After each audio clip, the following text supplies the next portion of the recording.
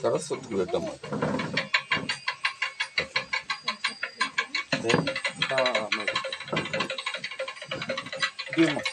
పంచపాడి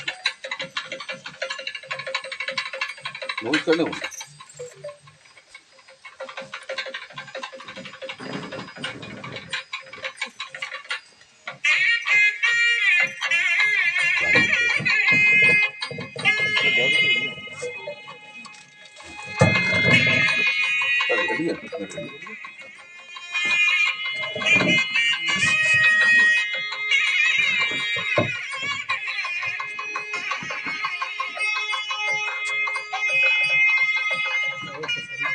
దీంతో మీరు జరిగే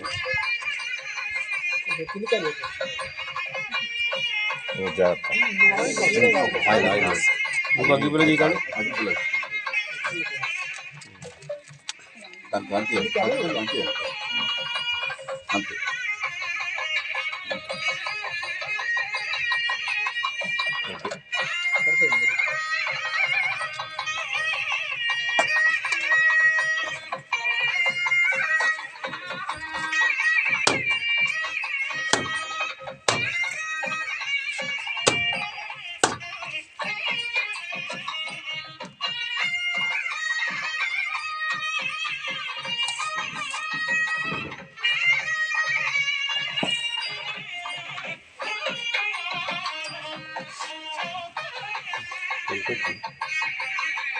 చూడగలరు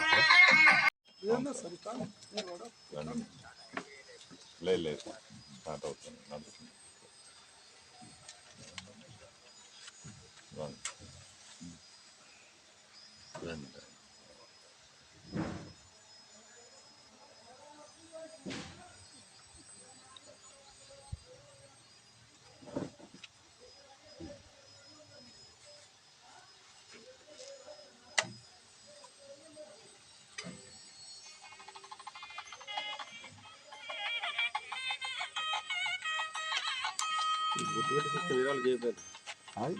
మనం ఉన్నాం కదా.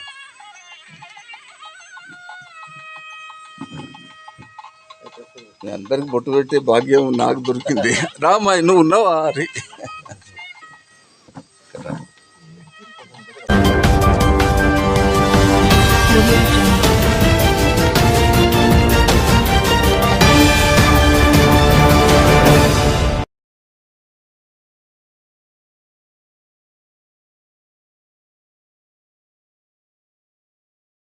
ముఖ్య అతిథిగా వ్యవహరిస్తున్నటువంటి ఈనాటి మన సభ ముఖ్య నాయకుడు సురేందర్ రెడ్డి గారు మరి మనం ఆహ్వానించగానే వారు యాక్సెప్ట్ చేశారు మన ఆహ్వానాన్ని. అదేవిధంగా శ్రీనివాసరావు గారు మంచి కవి, అద్భుతమైనటువంటి పాండిత్యం, అదే కాకుండా మంచి పరిపాలనా దక్షత, ప్రధాన ఉపాధ్యాయుడిగా వారి పని విధానం ఇవన్నీ కూడా మనం చూసాం. అంత అనుభవం ఉన్నటువంటి వ్యక్తులు వారు కూడా కూరగానే మనకు వచ్చారు. అదేవిధంగా గిరి గారి గురించి మరి వెంకట శేషగిరి గారి గురించి మనం తర్వాత మనం మాటల్లో చెప్పుకుందాం. మంచి కళాకారుడు. నెల్లుట్ల ఫౌండేషన్ 2019 జూలై 7వ తేదీన ఆవిర్భవిస్తే ఆవిర్భావ వ్యవస్థాపక నాయకుడు ఆయన. ఈ సంస్థకు నేనెంత ప్రాధాన్యం కలిగిందని అనుకుంటున్నారో అంతే ప్రాధాన్యం వారికి కూడా. అదేవిధంగా మా బాలరాజు గారు, వారు కూడా ఆవిర్భావ వ్యవస్థాపక సభ్యుల్లో వారొకరు. అంటే ఒక స్టేక్ హోల్డర్స్. ఈ కార్యక్రమాలకు నేను ఒక్కడిని చేయడం కాదు, నా ఒక్కడి నుంచి ఏమీ కాదు. ఎంత అద్భుతమైనటువంటి వ్యక్తుల యొక్క మనకు కోఆపరేషన్ ఉన్నది అని చెప్పడానికి నేను చెప్తున్నా. అదేవిధంగా మిత్రులు సదానందం గారు, ఇక సదానందం గారి గురించి చెప్పాలంటే వారు పిహెచ్డి డాక్టర్, విద్యావేత్త, అంటే విద్యావేత్తల్లో విద్యావేత్త. మేమంతా విద్యావేత్తలం అంటూ అనిపిస్తుంది, కానీ ఆయన డాక్టర్, ఈజ్ ఎ ఫిలాసఫర్. మరి అట్లాంటి వ్యక్తి మనకు మన ఫౌండేషన్కు వచ్చి ఒక సంవత్సరం లాస్ట్ ఇయర్ ఇదే రోజున ఇదే వేదిక మీద ఇట్లాంటి మామిడికాయని చూసి అన్నారు వారు. అప్పుడు పెద్ద ఉండే మామిడికాయలు, ఇప్పుడు అంతటా చిన్నగా ఉన్నాయి, మాకు కూడా చిన్నది అవుతుంది. వారు చూసి అన్నారు, అది చాలా అద్భుతంగా ఫీల్ అవుతుంది సార్, మొత్తం మామిడికాయలు ఏళ్ళాడినాయి, ఇది నేను ఎక్కడ చూడలేదండి అని చెప్పి వారు ఆనాడు అన్ననాడే వారు పరిచయం నాకు. అంటే గత సంవత్సరం ఇదే ఉగాది నాడు తొలుతొలుతగా నాకు పరిచయమైనటువంటి సదానందం గారు అద్భుతమైనటువంటి ఆనాటి నుంచి మొదలుకుంటే ఏనాడు మేము కలవకుంటలేము, మాట్లాడుకోకుంటలేము, ఫోన్ చేయకుంటలేము. ప్రత్యక్ష కార్యక్రమాల్లో పరోక్ష కార్యక్రమాల్లో ఉన్న మిత్రుడు, అంత పెద్ద మేధావి. మరి ఈ నెల్లుట్ల ఫౌండేషన్కు మూల స్తంభం. నేనెంత, నాకున్న వాళ్ళు గింత. ఇక మీరు ఎదురుగా ఉన్నటువంటి మీరంతా. నేను కృష్ణదేవరాయలు వేషం వేస్తే వారొక కవులు, అష్టదిగ్గజాల్లో వారొక కవి, వీరొక అద్భుతమైనటువంటి స్థానం. ఇట్లాంటి స్థానాలు పొందినటువంటి వాళ్ళు నాకంత దగ్గరగా. రాజు ముఖ్యంగా, మా రాజు ఆయన దుర్జటి. అంటే ఇట్లాంటి వ్యక్తుల యొక్క నేను అంత అదృష్టవంతుడు నిజంగా. నేను ఏ క్షణంలో నేను పెట్టిన నాటి నెల్లుట్ల ఫౌండేషన్ అని ఏం పెట్టిను అందరు అన్నట్టుగా నేను ఫౌండేషన్ పెట్టినా అనుకున్నా, కానీ ఇంత పేరు తేవడానికి మాత్రం వీళ్ళే కారణం. ఈ మధ్య కాలంలో రెడ్డి గారు, సురేందర్ రెడ్డి గారు, నేను 4 నెలలు 5 నెలలు అంతే, ఏది చెప్పినా కూడా 3 బస్సులతోటి మేము త్యాగరాయ గాన సభకు, ఎంత చారిత్రాత్మకం అండి. ఏ పాఠశాలలో చూస్తామా? ఆంధ్రప్రదేశ్లో కూడా చూడం, తెలంగాణలో కాదు. నాటకాలకు ఆలవాలమైనటువంటి ఆంధ్ర రాష్ట్రంలో కూడా 300 మంది విద్యార్థులతోటి 100 కిలోమీటర్లు ప్రయాణించి బాలభారతాన్ని పిల్లలతోటి వేయించడం, పెద్దలతోటి కాదు, పేరెంట్స్, పిల్లలు, ఒక ఉద్యమం.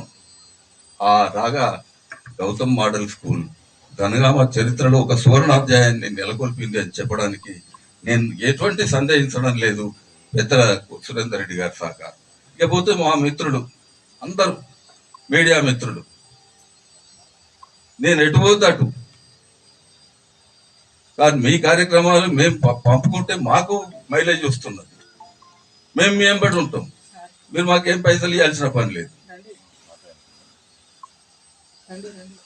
మీరు మాకేం డబ్బులు ఇవ్వాల్సిన పని లేదు, మేమే వస్తాం అని చెప్పి నా వెంట త్యాగరాయ గాన సభ కాదు, వరంగల్ కాదు, జనగామ కాదు, రోజు మరి వారిచ్చే ప్రచారం. తెల్లారు లేస్తే నేను నాది, మరి మీరు మీడియాలో చూస్తుంటారు. ఈ అవకాశం ఎంత గొప్ప అవకాశం అండి. మనం ఇవాళ ఒక కార్యక్రమం చేసి మిత్రుల దగ్గరికి నాది పంపంటే నువ్వు పంపించు నేను వేస్తా అంటారు. మన గీత పంపితే వాళ్ళకి ఇంతే. నేను గీత మాట్లాడితే వీళ్ళు ఇంకా దానికి తోడుగా దానికి వ్యాఖ్యానాలు పెట్టి, అంటే వడ్డించేటోడు మనోడు. ఇట్లాంటి అద్భుతమైనటువంటి అవకాశంతో నేను ఈనాడు 2019 మొదలుకొని ఇది 7వ సంవత్సరం మరి ఈ కార్యక్రమాలు చేస్తూ వస్తున్నా. మిత్రులందరి సహకారంతో మాత్రమే ఇది సాధ్యమవుతున్నది అని మరొకసారి చెబుతూ ఈనాటి కార్యక్రమాన్ని ఆశీర్వదించాల్సిందిగా, మరి కొనసాగించాల్సిందిగా మన సదానందం గారికి అందజేస్తున్నాను.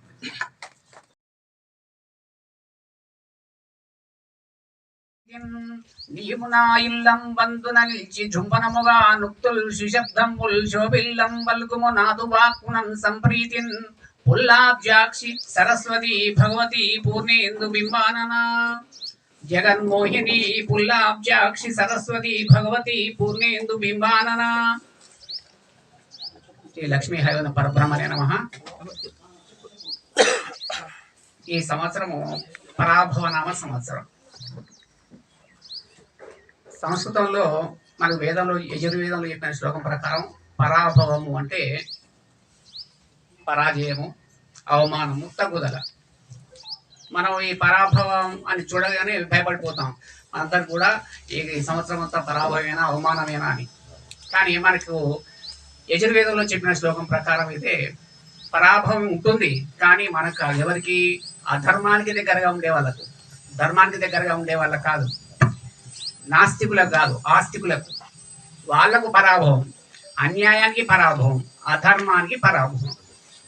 కాబట్టి దీన్ని బట్టి మనం ఏం ఆలోచించాలంటే, మనం న్యాయంగా ధర్మంగా ఉంటే మనకు ఆ పరాభవం ఉండదు అనేటువంటిది దాని యొక్క శ్లోకం యొక్క భావం. 60 సంవత్సరాల మన తెలుగు కాలంలో ఇది 40వది పరాభవ సంవత్సరం. ఈ పరాభవ సంవత్సరం ఫలితాలలో మనం ముందుగా గమనించాల్సింది ఏంటంటే, దీంట్లో ఫలితాలు చెప్పుకుంటాం. 12 రాసులే ఉంటాయి. ప్రపంచంలో ఎన్ని కోట్ల మంది ఉన్నా ఈ 12 రాసుల్లోకే వస్తారు వాళ్ళు. మరి అందరికీ జరుగుతుందా అంటే అందరికీ అన్ని జరగవు. చెప్పినటువంటి స్థూలంగా అందరికీ చెప్పినటువంటిది. దీంట్లో ఏ ఒక 2 అంశాలు 3 అంశాలు జరగవచ్చు. ఒకే రాశి, ధనుసు రాశి అనుకోండి నాది, నేను ఒక 30 అంశాలు చెప్తే 3 అంశాలు నాకు, 3 అంశాలు మీకు, 3 అంశాలు ఇంకొకరికి, ఒక అంశం ఒకరికే చెందవచ్చు. ఎందుకంటే పుట్టినటువంటి నిమిషము సెకనుతో సహా రికార్డ్ చేసి ఉంటే కరెక్ట్గా మనం చెప్పవచ్చు. ఎవరి జాతకం వాళ్ళకి సపరేట్గా ఉంటుంది. ఇక్కడ స్థూలంగా పంచాంగంలో చెప్పింది ఏంటంటే ఆ రాశి వాళ్లకు ఈ స్థూలంగా ఇది ఉంటుందని చెప్పడం అంతే, కానీ మన దీంట్లో రాసిన అన్ని కూడా జరుగుతాయేమో, చెప్పినవి జరుగుతున్న భయపడాల్సిన అవసరం లేదు. ఇంకొకటి, ఆసుపత్రికి పోయే అవకాశం ఉంటుంది అంటే ఆసుపత్రికి పలకరించడానికి కూడా ఆసుపత్రికి పోవచ్చు, అది కూడా ఉంటుంది అందులో. ఇట్లా స్థూలంగా మొత్తం చెప్పడానికి ఉండదు. ఆసుపత్రి సందర్శన అంటే మనం దెబ్బలాగి పోవచ్చు, దెబ్బలాగిన చూడడానికి పోవచ్చు, అటువంటి అవకాశం ఉంటాయి. కాబట్టి రెండవది, మన పుట్టిన టైము కరెక్ట్ ఉన్నప్పుడు మాత్రమే దీన్ని. పేరును బట్టి అంటే పేరును బట్టి ఉండదు అది. ఇప్పుడు రాజయ్య అని పెట్టుకున్నాడు, ఏదో పేరు, నక్షత్రం ఏదో, రాశి ఏదో, రాజయ్య అని పెట్టుకున్నాడు. రాజయ్య అని పెట్టుకున్న వాళ్ళు చిత్తా నక్షత్రం వస్తుంది, చిత్తాన్ని చూసుకుంటే అది అక్కడ అది ఫలితాలు వేరే ఉంటాయి, అక్కడ రాసింది వేరు ఉంటుంది, నాకు జరిగేది అదంతా అబద్ధమే, జ్యోతిషం అంతా అబద్ధమే, ఏం లేదు, నాకు జరగలేదు అంటాడు. ఆయన పుట్టినప్పుడు వాళ్ళ నాన్న అమ్మో ఏ పంతులు గారి దగ్గరికి వెళ్ళి ఏ నక్షత్రం వస్తుంది అంటే సరే చిత్తాన్ని వస్తే రాజయ్యాన్ని పెట్టారంటే రాజయ్యాన్ని పెట్టిన అనుకోండి, అది కరెక్టే అవుతుంది అక్కడ. కానీ ఈయన పెట్టుకున్న పేరు ఒకటి, ఆయన పుట్టిన సమయం ఒకటి, అది అక్కడ జరగదు. కాబట్టి జ్యోతిషం అంతా అబద్ధమే అని ఇక్కడికి వస్తుంది. అందుకని ఇక్కడ నేను చెప్పేటువంటివి అన్నీ కూడా కరెక్ట్గా మీ రాశి నక్షత్రం కలిసినప్పుడు మాత్రమే ఇవి వర్తిస్తాయి, మిగతా వాళ్ళకు వర్తించవు. చెప్పినవన్నీ కూడా మంచి ఉండొచ్చు, చెడు ఉండొచ్చు. చెడు అన్నిటి చూసి నాకు జరుగుతుందనేటువంటి భయం అసలే పడవద్దు. అన్నీ బాగానే జరుగుతాయి. ఒకవేళ చెడు అనేది, మంచి చెడు రెండు ఉంటుంటాయి, వాటిని మనం స్వీకరించే దాంట్లో ఉంటుంది. సరే, ఇక్కడ కాలం, మరి ఉగాదికి, ప్రతి దీపావళికి, దసరాకి అందరికీ దేవుళ్ళు ఉన్నారు, ఉగాదికి దేవుడు లేడు. దేవుడు ఎవరంటే కాలపురుషుడే. మన కాలాన్నే మనం ప్రార్థిస్తున్నాం, కాలపురుషుడే ఇక్కడ భగవంతుడు.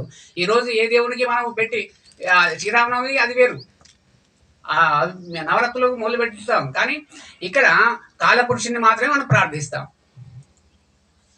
దీంట్లో మరి వటపత్రశాయి అయినటువంటి ఆ మహావిష్ణు యొక్క నాభికం నుంచి పుట్టినటువంటి బ్రహ్మ, మరి బ్రహ్మ అనేది ఒక పోస్టే, మళ్ళీ అది పర్మనెంట్ కాదు. ఆ పోస్టులో చాలా మంది బ్రహ్మలు వెళ్ళిపోయారు. మనకు అక్షర బ్రహ్మలో ఆమె మెడలో చాలా పుర్రెలు ఉంటాయి, అన్ని పుర్రెలలో వెళ్ళిపోయారు చాలా బ్రహ్మలు. ఇక్కడ మన కాలమానం వేరు, 100 సంవత్సరాలు ఇక్కడ మానవ కాలమానం, 100 సంవత్సరాల దేవకాలమానం వేరే, మళ్ళీ దానికి సంబంధమే లేదు. ఇప్పుడున్నటువంటి